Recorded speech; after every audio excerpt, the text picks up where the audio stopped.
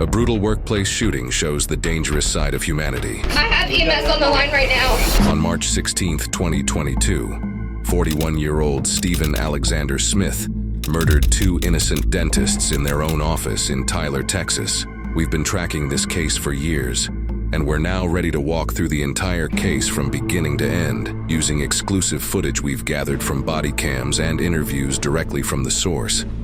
You'll soon see how the most shocking part of this investigation is how the death penalty plays a very unpredictable role in the case. This all began on a normal afternoon at Affordable Dentures and Implants in Tyler, Texas on March 16, 2022, around 2:30 p.m. A sworn statement from one of the nurses there, who was not only present but heavily involved in the altercation, provides a clear count of what happened on this dreadful day. Stephen Alexander Smith had an appointment to get new dentures at the place of business. During his procedure, however, he became irritated as he was unhappy with the staff's work. He began to boss workers around as he became more and more agitated. The nurse says that this made the staff very uncomfortable. She also stated that situations like this were actually common with Stephen, as she recalls that he has been a difficult patient in the past. Because of Stephen's disruptive and inappropriate behavior, the nurse then asked one of the doctors, 75-year-old Dr. Jack Burrows, to speak with Stephen because of the trouble he was causing. The two began to argue, as Stephen would not back down while Burrows attempted to de-escalate his unnatural behavior. Once it was clear that Stephen was out of control, Burrows went on to tell him that he could no longer be a patient of their workplace because of the ongoing issues that he causes in their dental office, and because of his current actions.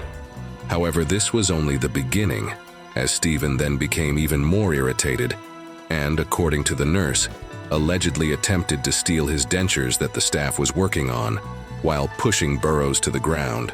Keep in mind, Dr. Burrows is 75 years old. Pushing someone of his age could easily cause permanent or even life-threatening injuries. Stephen, showing no empathy for his actions, then left the building.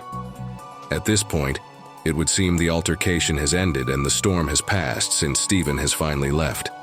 However, the storm was only just brewing. After a short trip to his vehicle, Stephen unexpectedly comes back, walking quickly to the entrance of the building. Dr. Burrows, who notices his upcoming return, attempts to lock the front door before Stephen enters. However, his efforts fail, as Stephen forces the door open, which knocks the doctor to the ground a second time. This grabs the attention of the nearby staff, including 59-year-old Dr. Blake Sinclair, who decides to provide aid by grabbing Stephen from behind in a bear hug before he is able to cause any more trouble. A struggle between the two men begins.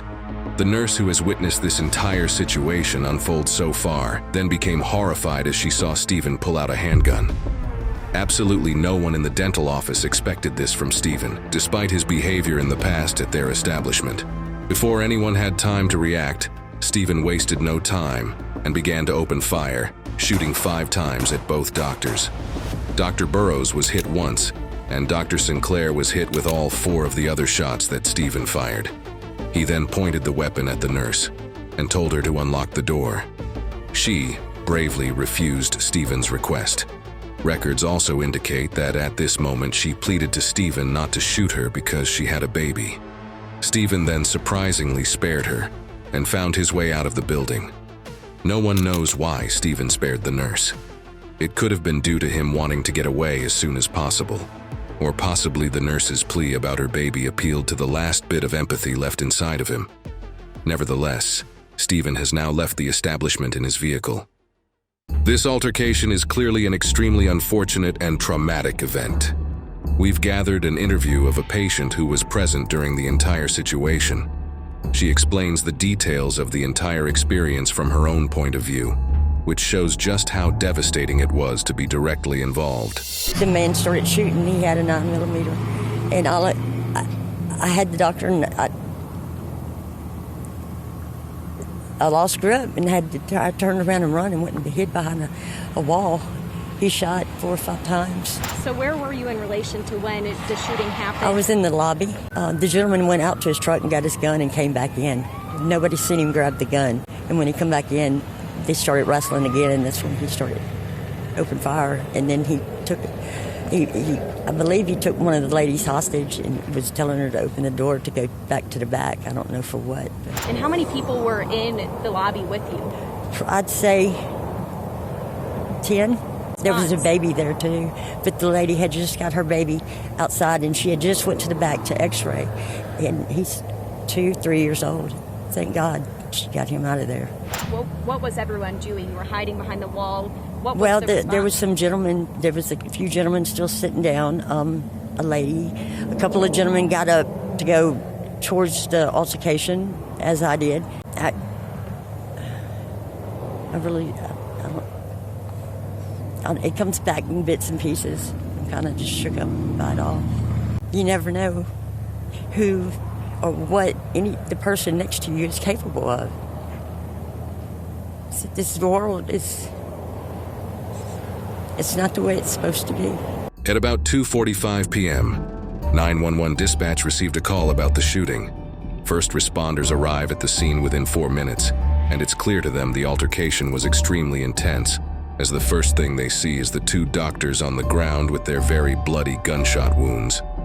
Even though the shooter is still on the loose and is a top priority for these local officers, it's clear their attention and aid is necessary to help the doctors who are barely clinging on to life.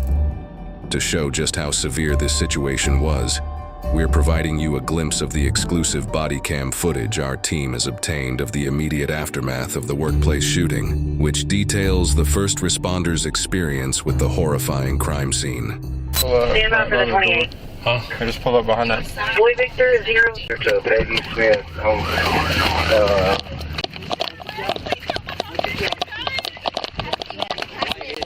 Check out towels and stuff. I'm not even a pulse. Hey, let me grab some gloves, Chad. Hey, grab me a pair too. Yeah. I have EMS on the line right now. Okay, where's he hit at? He's got We got 2 faces down. Most of our doctors. What's his name? Dr. Burroughs. EMS. Jack Burroughs. Jack.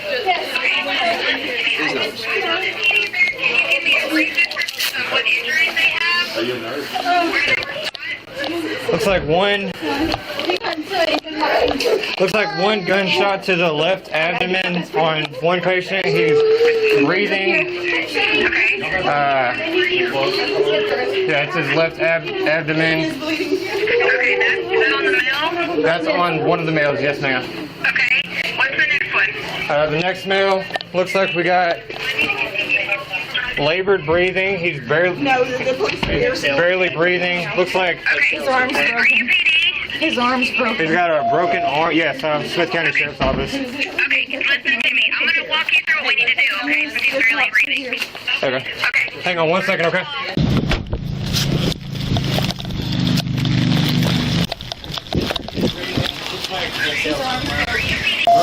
Yes, I'm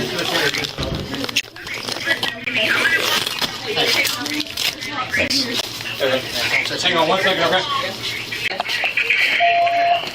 Go ahead. Go ahead, I'm listening. First of all, where was he shot? I'm trying to check right now, okay? Okay, let's get going. Got 1 shot in the shoulder, We got 1 gunshot to the shoulder upper arm. of the upper arm. Jack? Jack, Hey, come on, bud. can you hear me, Jack? Stay with me, man. We have towels on him. We're trying to find gauze right now. Okay, so keep pressure on that, okay? One that's barely breathing. Let's talk about him. Do you have those wounds covered? As good as best we possible. can tell. Yeah, as best as we can tell. Okay, is he still breathing? No, it doesn't look like he's Doesn't look breathing. like it. Hang on, I'm gonna check for pulse real quick. A little bit. I'm trying right now. Carotid. Do you feel anything? I'm checking. Very light. That's a very light pulse. Carotid pulse is very light. Okay, so this is what we're going to do next. Is he flat on his back? No. He's laying on his side right now. Okay, get him flat on his back. And what about the other patient? Is he still breathing? He's breathing. Yes, he's breathing. On 3, let's move. 1, 2, 3. How old on his is back. how old is the male? I'm going to put this up. He's 75. 75. Okay, do you have him flat on his back? Have him flat on his back. He's got 1 broken arm at least. It looks like the bullet might have separated the bone altogether. How's the other patient? How's the other patient? They're still... Laying on his right side, gunshot wound to his front lower right side of his rib cage. Is he still breathing? Still breathing. Still breathing. The second patient that was breathing, is he conscious? Yes. Yes, he's conscious. Okay, so now we're going to go back to the one that was unconscious. Okay. We're going to pump down his chest. Okay. 1, 2, 3, 4. 1, 2, 3, 4. 1, 2, 3, 4. 1, 2, 3, 4.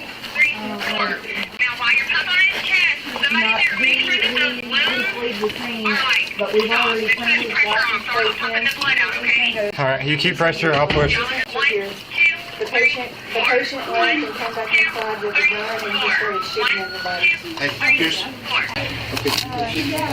You want me to tell all of Got two. Somebody. Two. At least two. Put his clothes on for me.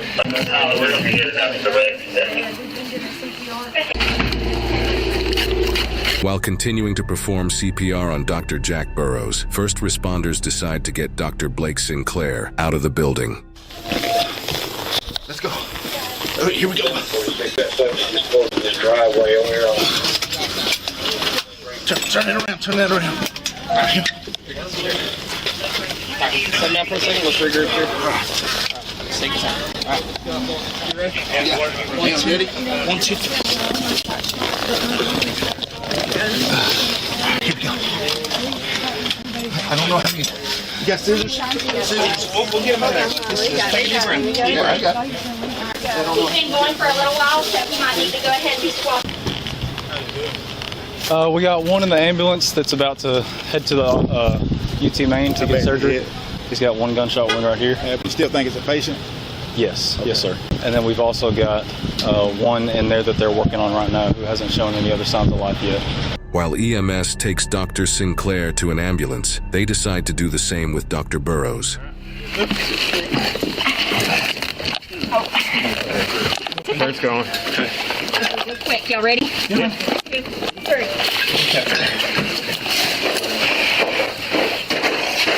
We'll belt him around. Hey, we need something to cover him up. Here. So make sure something to me. I don't care what it is. Got sheets. Here. Here's a blanket.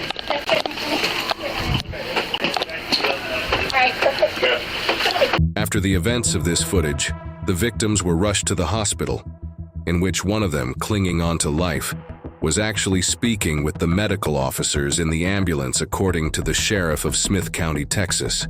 The sheriff believes this is due to the life-preserving actions the first responders took when they arrived at the scene, including an officer performing CPR for a full 5 minutes while waiting for the ambulance. Both doctors, after clinging onto life for several hours, were unfortunately later pronounced dead at the hospital due to their gunshot wounds. A spokesperson for Affordable Dentures and Implants, the doctor's place of work, offered the following statement regarding the incident. "We are deeply saddened by this tragic incident and hold Dr. Burrows and Dr. Sinclair and their loved ones in our thoughts and prayers. Our immediate focus is on supporting our employees, our patients, and the families of those impacted by this horrific event. We are grateful to law enforcement for their bravery and professionalism in the face of senseless violence, and will do whatever we can to assist them," according to the sheriff.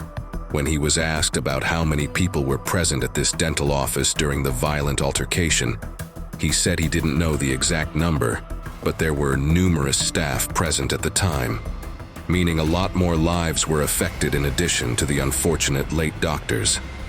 Even though this unimaginable situation has already left a heavy impact on the lives of the many victims of this dental office, the shooter is still out there, and police need to find him before he causes more catastrophe.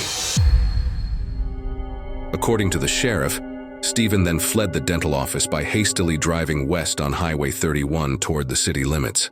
His destination would be his own home, where he and his parents both reside.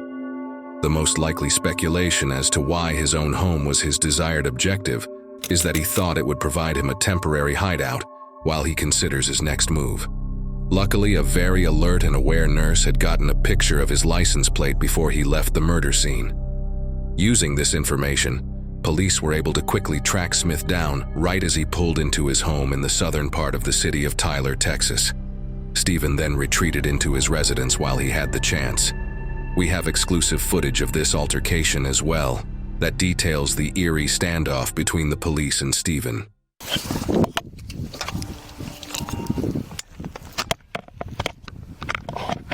Yeah, I know. I want you on the other side, but I want you to stay here so you can move the car in and out.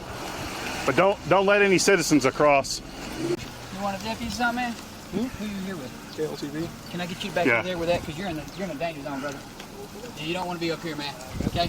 Actually, behind that police car back there, probably your best spot. Okay. Yeah, y'all get y'all loaded up and get out of here. Y'all make sure y'all stay off of this side of the house. We've got a situation next door to you.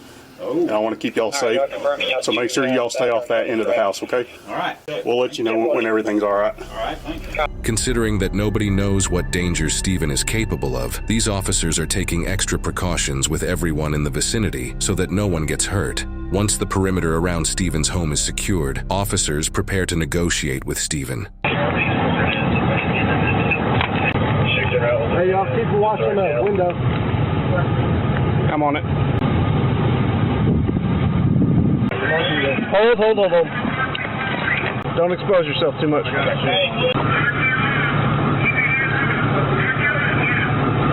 Right, slowly. We got it on the left. We got it.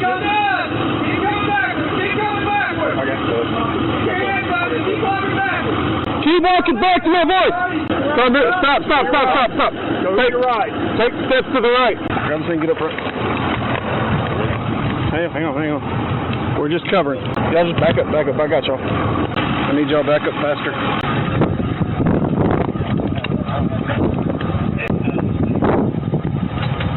After multiple minutes of this standoff, Stephen's parents, who were also in the home, exited the residence after talking with police negotiators. A few minutes later, Stephen was also convinced to join them, as he too exited the residence and turned himself over to the officers, who were then able to gain custody of him without struggle. Deputies proceeded to search the home and found 2 pistols inside the residence, both of them being the same exact caliber as the one used in the earlier shooting. This means one of them could have been the exact weapon used to murder the 2 innocent doctors. In an interview with the sheriff about this exact case, the interviewer asks if Stephen was licensed to carry his firearms. The sheriff responds that you no longer have to be licensed to carry a handgun in Smith County, Texas, the location where all of this took place. With Smith now in custody, investigators then began asking him questions to get any information out of him that they could. However, Stephen invoked his right to counsel, meaning officers were not able to interview him. Soon after, he is set a very hefty bond which reflects the seriousness in nature of his crimes. The bond that was set for him was $2.5 million for capital murder, and another $500,000 for aggravated assault, specifically because of his action of pointing a firearm at the previously mentioned nurse, for a total of $3 million. To explain more about his main charge of capital murder, this is a clip directly from the sheriff of Smith County, who talks about this exact case and how capital murder relates to Stephen's criminal actions. Anytime you charge with capital murder, in this instance anyway, this exact instance, you kill more than one person in one event, that constitutes capital murder in the state of Texas. He would be facing automatic life imprisonment or up to and including death upon conviction. Stephen will now wait 2 years from his original arrest date back in March of 2022 to get his official verdict, in which, as we just heard from the sheriff, the death penalty is officially on the table. We now fast forward to November of 2023, where Stephen's trial is soon approaching in 2 short months. As we previously heard from the sheriff, the 2 main verdicts for a capital murder charge are either life in prison or the death penalty. A state case like this, since it took place entirely within the state of Texas, falls under the jurisdiction of the local county district attorney's office. The district attorney has control over criminal cases that violate state laws, which includes capital crimes and, in turn, in Stephen's case, capital murder.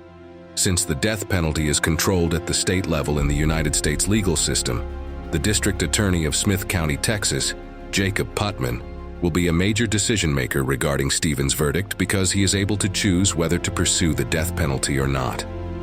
Putman, in an unexpected turn of events, announced that the death penalty is no longer being sought out by the jury. After being asked multiple times why this decision was made, Putman said he would like to comment on the reason, but he couldn't. Since it is unknown why the death penalty was taken off the table, there are many speculations as to what caused this hugely impactful decision that has very likely changed the course of Stephen's fate. A contributing factor could possibly be that Stephen previously had no criminal history. It could also have something to do with the death penalty being seen as immoral by more and more people. There are countless possible ideas that could have led to this decision, so comment below and share what you think the reasoning could have been.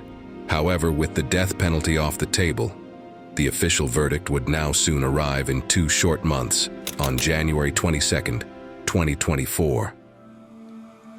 It's now time for the trial. January 22nd has arrived and the decision that would affect the rest of Stephen's life is upon him. Stephen would plead guilty to his charges of capital murder and aggravated assault, hoping to get some kind of reduced sentence.